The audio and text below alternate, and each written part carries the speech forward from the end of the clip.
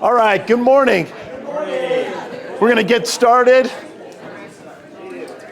The choir folks are here, so we can start now, right? Yes. Hey, my name is Mark Kitsko, and I want to share this.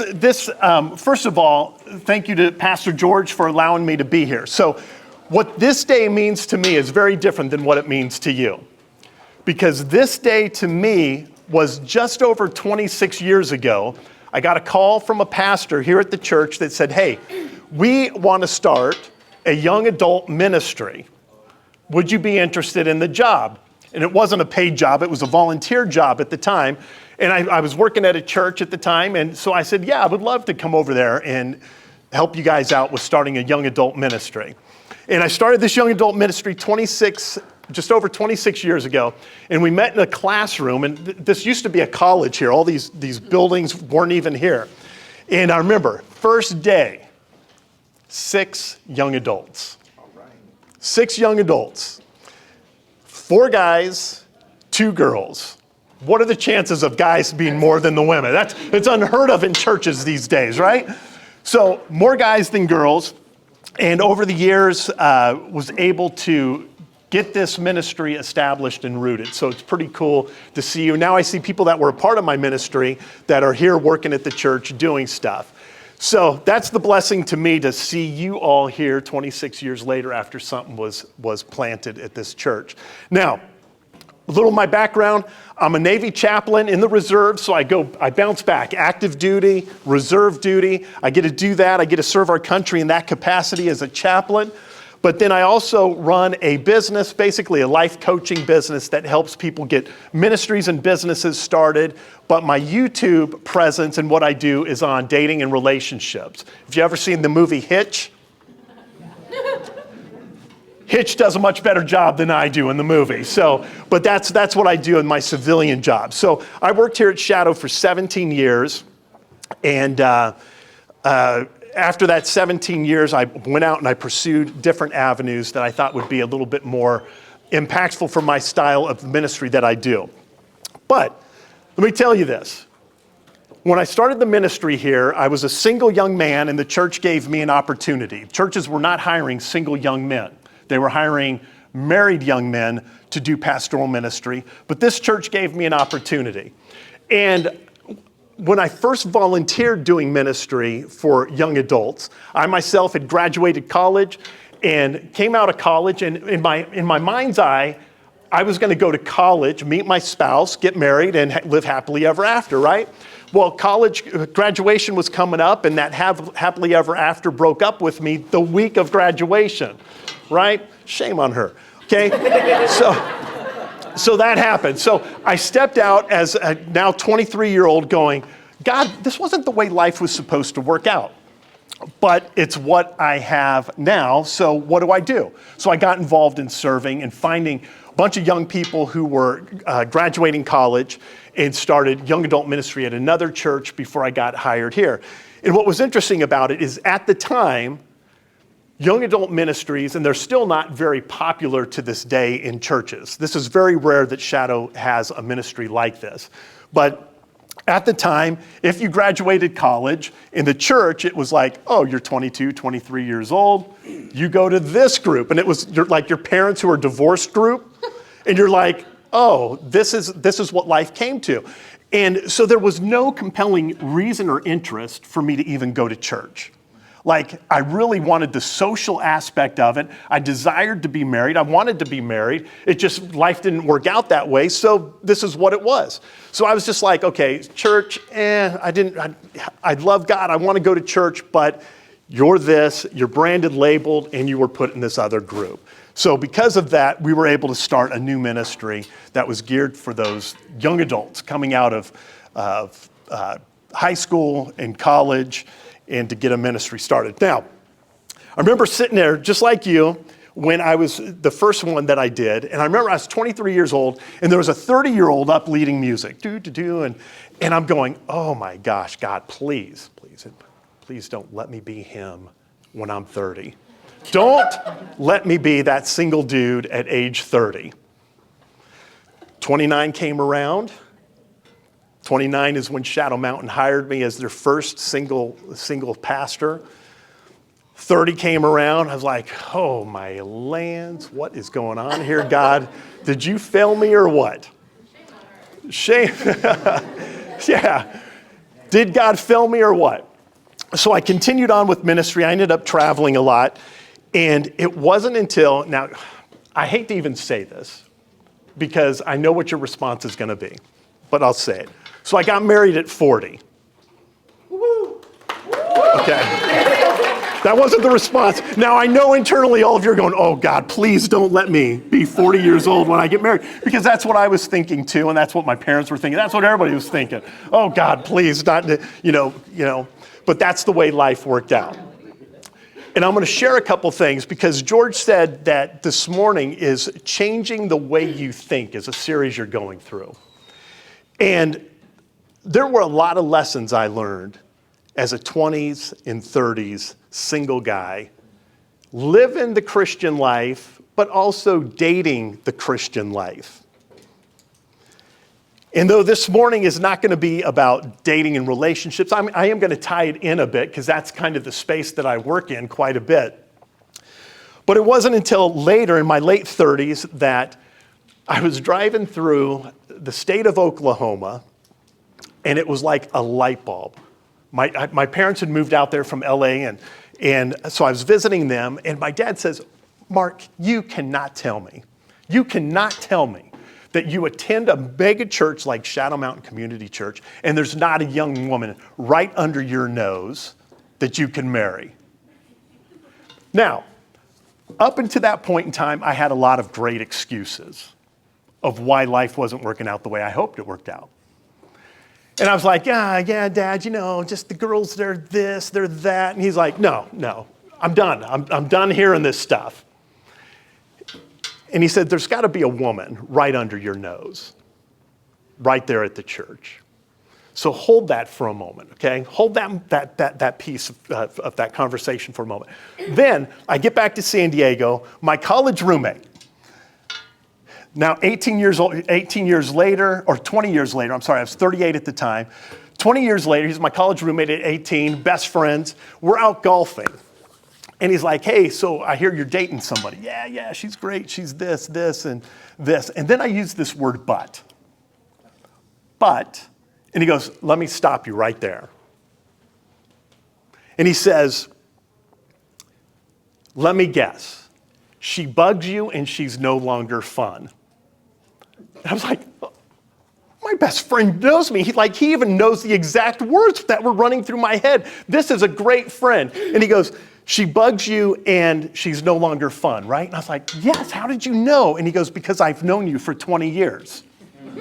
And it's been the same excuse since we were 18 till now. Ooh, right?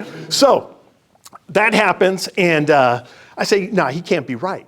But here's the odd thing. I have kept a journal my entire life, my entire adult life.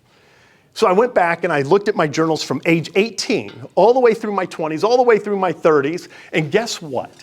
He was right. He was right. Because in every one of those, it would be, oh God, I think I found the one. I know she's the one. Oh, this. These are the great qualities. And then a little bit later, oh, she bugs me and she's no longer fun.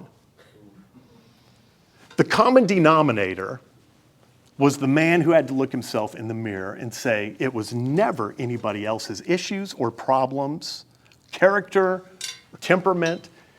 It was you the whole time. Pretty sobering, right? So now I have that conversation with my dad, the one, there's got to be someone underneath your nose right now. And I went, oh my gosh, I think there is. She's been in my ministry for so many years. As a part of it, just kind of on the side, we were friends, but we weren't close. We weren't there was no she's a babe. Like there's none of that. You know what I mean? There was none of the chemistry that was drawing us to each other. It was simply, she was a great gal, attractive, great. And while I was driving through Oklahoma, I go, oh my gosh, I think I know who that woman who's sitting right under my nose is. But then I'm like, well, that can't be. I get back to San Diego. I was dating somebody, and the girl that I was dating said something to me. We were at a party, and my now wife, Kelly, showed up to the party, and the gal that I was dating go, I think that girl might like you. Planted a seed, and I'm going, oh my gosh, that's the same girl that I think could be the one. The one. So I was like, so I kind of was like, okay, this is just bizarre. So Kelly was dating someone, I was dating someone. She had broken up, I had broken up. And one day she came walking by the ministry that I was doing at the time with refugees. She came walking by and something unique happened. And guys, you will get this, women, you won't get this, but you'll kind of get it. She walked by and I did this. Do you know what that is, guys? Men, you know what that is, right? Something in my vision changed. And I was like, what was that? Like, that's my friend, but yet I just looked at her very differently than I did before. So we went out, we had food together, and we started to build things up. She had broken up, I had broken up, and some time had passed where I was now 39, and I go, you know what? What are you doing? Just ask the girl out. Don't do it like you've always done it, because how you've always done it is why you're 39 and still single. You need to change everything about your life and how you date and everything about it, and you need to ask her out. So I called her up, said, hey, would you like to go to lunch? Here's what I'm thinking. We've known each other for X amount of time. I really don't need to date you. I already know your character. I'm attracted to you. You're a great woman. What do you think about marriage? Hey, let's get to the point here, folks. Because here's the reality. We had already been friends for 8 years. 8 years.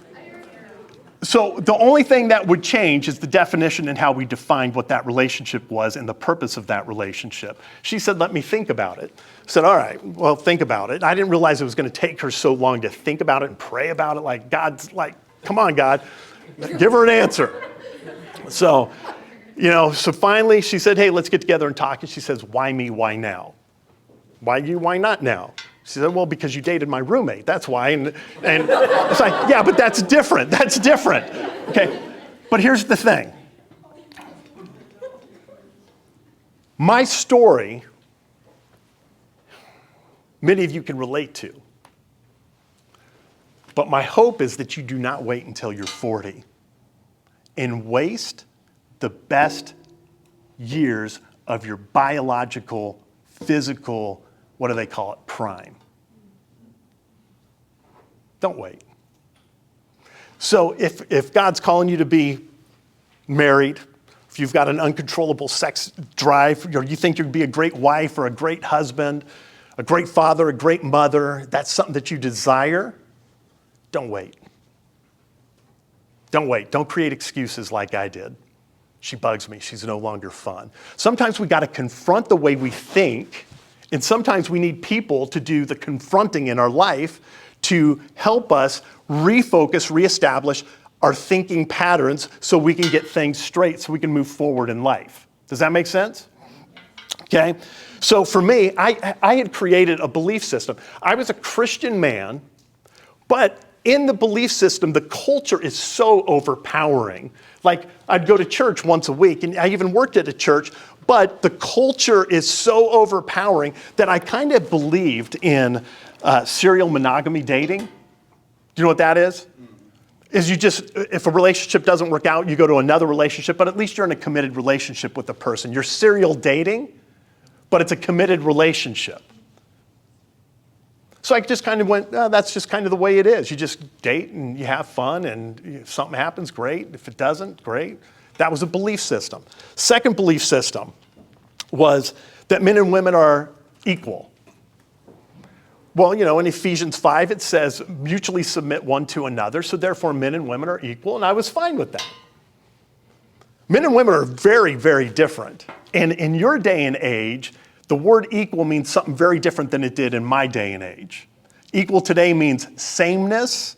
Back then, it just meant equal in roles. Men and women are different. But I had to come to grips with this belief system. Do I really believe that or not? Here was another belief.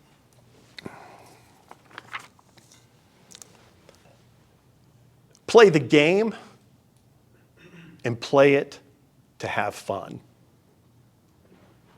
You know what game I'm talking about, right? The dating game.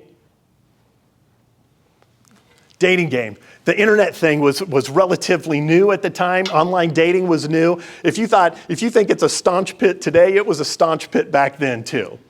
It was a dirty, messy place where you'd get DMs and all sorts of messages from all sorts of people that would send pictures and do stuff. Nothing has changed. Human nature has not changed. But as Christians, we're called to something different. We're called to something better and better for us and better for our future. So, anyways, I knew that something in my life, the stories and the beliefs I had created, needed to change. If I was ever going to get married, there were some beliefs like, hey, can you date somebody and have a bunch of girlfriends that you hang out with? Ladies, what do you say? No. What?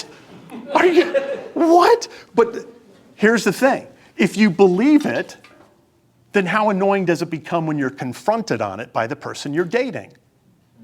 But how much is that a part of the culture today? So I do these workshops in the Navy all the time. And in the Navy, it's like, well, I'll have my cake and eat it too. I'll date this person, but I'll go hang out with these boys. And I'm like, look, I know men. And I know what those men are thinking. So what you're thinking is not, I don't understand women yet, but I understand men. Okay? You got to change your thinking. So if you can change your story, you can change your life. Okay, this is what I mean. If you can change the way you think about things, about people, you can change your life. The story is, who do you believe you are? Who do you believe yourself to be? What are you capable of? The story is, what do you believe about yourself? Are you enough? Are you lovable? Are you likable? Are you dateable? Are you meritable? Are you meritable? If you look in the mirror, do you say, oh, no one's going to like me because I look a certain way?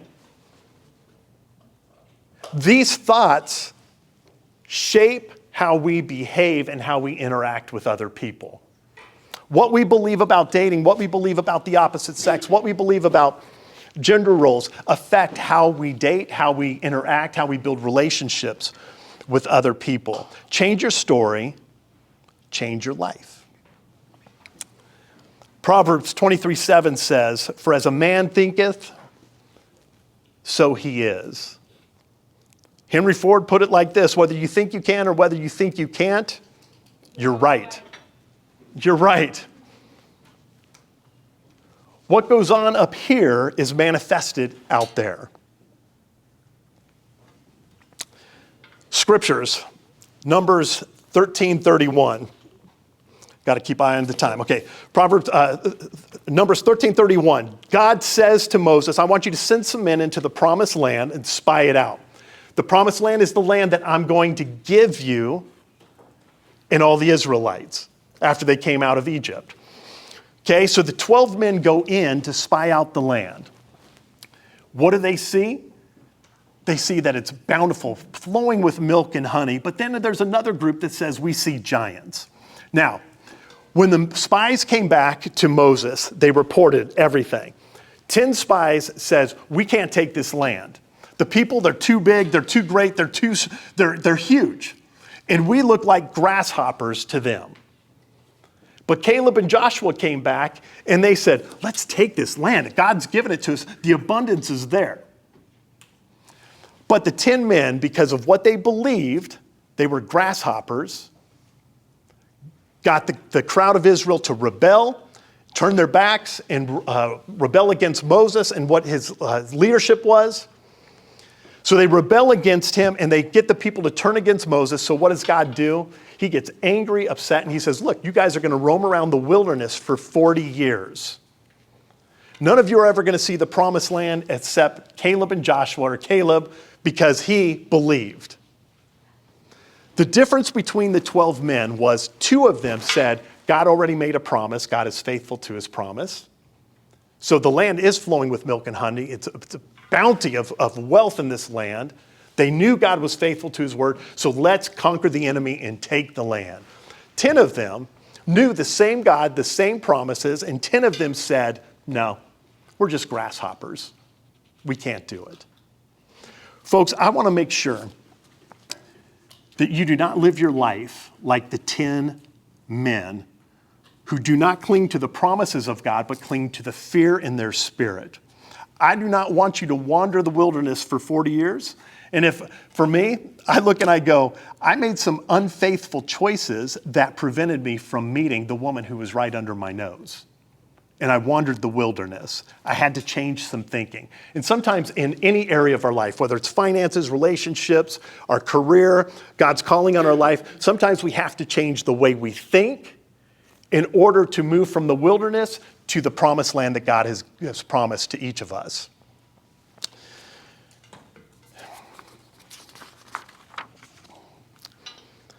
The results were they ended up wandering the wilderness for 40 years. Folks, that will be you and me unless we make changes to the way we think. And you know which areas of your life that you're thinking of, and you go, yeah, there's some deficits in some thought processes that I have. Let me give you this equation. Should be in your notes. E plus R equals O. So the E is experiences. Experiences. What you experience in life plus R is how you react to that experience or how you respond to that experience. So experiences plus your reaction to that experience equals the outcome. Okay, so let me break this down. The experience is the reaction you have to your experience comes down to this. The only thing in this equation that can change is not the experience itself, but the reaction you have to the experience, the meaning you attach to the experience. So I was sharing, for me, the meaning I was attached would be, oh, she's no longer fun, she bugs me, she's no longer fun. That's a reaction to the experience. But what triggered that? So sometimes we have to look at the experience and say, why is my reaction being triggered in a negative way or a positive way to create the outcome that I have? So for me, the outcome was I dated, I single, and years went by, and the outcome was I remained single. But I had to look and go, well, the experiences aren't changing, but what about my response or my reaction to the experiences? What is it about me that needs to change in order to create a different outcome? Does this make sense? So I had to do some self-reflection. So I got away with my journals and prayer and with friends and said, what is it about me that I'm doing wrong? Well, boom, boom, boom. If you open yourself up to truth and criticism, constructive criticism, godly criticism, you can change the way you think because it reshapes the way you have always thought. So how you've always thought, if it's not getting you the outcome, is probably not the way you need to continue thinking. You got to change your thinking patterns to change your outcome. Does that make sense? Okay. So the outcomes you have in life are a direct result of how you attach meaning to the experiences you're having. The outcomes you have in life are a direct result of how you react to the experiences, the meanings that you have. Let me put it this way. Let's say this circle is the events or the circumstances, things happening in your life, right? And here is your belief system. Here's your belief system. You're looking at the circumstances or the events. And based on what you believe, you're attaching a meaning to that event. Once you attach a meaning to any event in your life, anything another person says, anything that happens in your life, you form part of your belief goes, oh, I'm attaching this meaning. I believe it to be true, so it's going to create an emotion. The emotion will draw out your behavior, and behavior will produce a result. And that result will feed your belief. So if you continue a pattern of behavior over and over again, it's going to create the same result, which feeds the belief, and this belief may be limiting you in what you can do and what you cannot do. Are you following me? So any event, there's a belief towards the circumstances. Once I attach a meaning to that event, it creates an emotion within me. That emotion within me says, okay, pleasure or pain, whichever, and it moves to how am I going to act? What is my behavior going to be? And I'm going to continue that behavior, and every behavior produces a result, and the result feeds the belief. Somewhere these spies, 10 of them, attached meaning. There's giants in the land, we are grasshoppers. Based on that, fear came about. Based on that, the people rebelled. The result was they didn't take the land, they died in the wilderness. 10 of them said, God gave us a promise. They attached God's promises to the event. The emotion was there. We can do it. Let's be hard chargers. The behavior was, let's go for it. But the result was other people stopped them from getting it. But later, 40 years later, Caleb walks into the land, stronger than ever, ready to conquer. Okay? Following me? We have a choice. And the choice is we can live as victims, and I think Pastor George talked about victim mindset or victor's mindset, winning mindset. A victim mindset looks at the circumstances, whatever it is in life, and says, others are to blame. God is to blame. When it came to dating, I had two people to blame. I'd always blame the other person or why God did not bring that other person into my life. But I never took full responsibility that I have a responsibility to go and make things happen as well, as long as it's done in a biblical way, okay? Victim mindset, blame others, blame God. They're never at fault. They never take responsibility for their actions, and they put that responsibility or the blame on others. There's no room for growth. The victim mindset is sedated with the story that they've always told themselves, a story of lies of why they're okay and the other people are wrong. A winning mindset takes 100% responsibility. They're quick to adjust their mindset. They're okay with confrontation as long as it is done in a positive, correcting manner. They love the truth because they understand, and our scriptures tell us the truth will what? It will set you free. So rather than lying to themselves, they enjoy the truth because the truth is going to help expand them into growth to become the godly man or woman that God's called them to be. So let me give you some tips here. I see, I'm looking at the time going, okay, it's getting away from me. Some mindset shifts.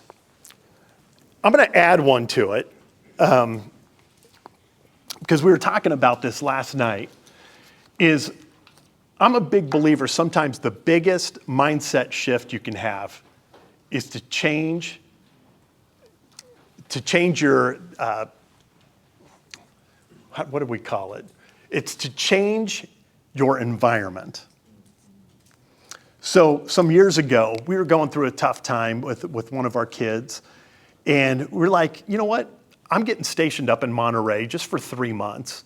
Let's get away from the environment and the patterns that we've created, and let's go to Monterey, and I'm gonna be working, but I got a hotel right on the beach on Monterey. It's a beautiful place. So I said, Kelly, why don't you and the kids come up there and stay for a month, stay in the hotel, I'll be home at evening and out early. So they came. So sometimes in order to change the belief or to change the pattern of behavior or the habit, sometimes you have to change your environment. Sometimes you have to change your roommates. Sometimes you have to move out of the house. Sometimes you got to go for a new job, whatever it is. Sometimes you got to change the environment to change or disrupt the pattern of thought. Okay, so there's one. If you want to change the way you think, sometimes you got to change your environment to disrupt the pattern. Another is awareness and acknowledgement. The psalmist says, search me, God, and know my heart. Test me and know my anxious thoughts. See if there's any offensive way in me and lead me in the way everlasting. If nobody confronts you on truths or the way that you think, it's hard to change the way you think. But in our Christian circles and in our scriptures, it tells us, Lord, search me. Search me. Lord, reveal to me these hidden things in my life so I can be changed. The second is reframing negative thoughts. 2 Corinthians 10:5 says, take every thought captive. We speak to ourselves in verbal language. When we talk to ourselves, we hear ourselves speaking in a verbal language. Or is it just me? I've never been in your head, but that could be kind of creepy. Somebody's going to get a psychiatrist for me here, okay? But we speak to ourselves in our own verbal language. Reframe the negative thoughts. If you're hearing negative thoughts, you're not good enough, you're not lovable, you're this, you're that. You've got to reframe it. Scripture says, take captive every thought. Where is that thought coming from? Where is that thought coming from? Don't be judgmental on yourself. Be curious. What is triggering that thought? Take captive of it, because that's not a thought from God. Okay? Scripture tells us in Romans 12:2, not to be conformed to the patterns of this world, but be transformed by the renewing of your mind. Then you'll be able to test and approve what is God's will, is good and pleasing will. Renewing your mind. Okay. The Bible is not about change, it's about transformation. Change is simple. Change is this. Change is a triangle at different angles. That's change. Transformation is when you're this and you become this. That's transformation. Okay? So the Bible is not about changing you. The Bible is about transforming you to become like the man or woman in the likeness of Jesus Christ. To transform you into what you are not currently to something that God is in the process of refining and making you to be. Make sense? Okay. Next is know what you want. Scripture says, Matthew 6:33, seek ye first the kingdom of God and his righteousness, and all these things will be added to you. Know your priorities. Know your priorities. Know what you want. Number 4 or 5, surround yourself with godly people. Proverbs 13:20, whoever walks with the wise becomes wise. Surround yourself with godly men and women that will challenge the way you think, the way you process, the way you behave. Embrace those people. Get a close-knit group of friends to help shape you and transform you. Number 6, make gratitude a daily practice. I love Pastor Jay's sermon this morning on thankfulness and gratitude. Make it a daily practice. One of the ways we renew our mind is when we focus on the things that we're grateful for and not on the deficits and the fears and the things that are missing in our life. Psalms 110 says, enter his gates with thanksgiving and his courts with praise. 1 Thessalonians 5:18 says, give thanks in all circumstances, for this is the will of God in Christ Jesus. And I added the one at the beginning, but here's the last one. Sometimes the way we think about ourselves is deeply rooted in our upbringing and what we've been told by family members or by a divorce or by a broken relationship, whatever it is. Sometimes we need to seek out a pastor or a counselor to help us reframe some of life's experiences. With that,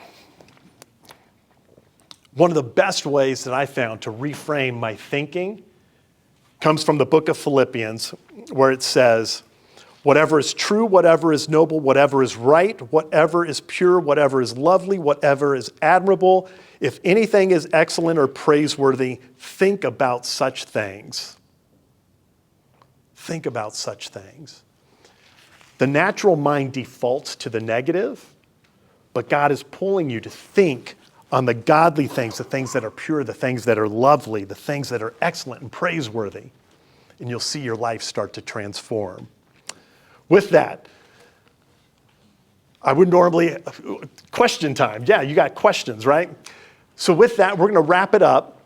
And I appreciate you guys allowing me to be here. There are some questions on your notes for table discussion. So please take some time, go around, answer the questions to the best of your ability, and then I'll come back up and close us off in prayer. And I'll hang out afterwards to chat with people too. All right? What's that?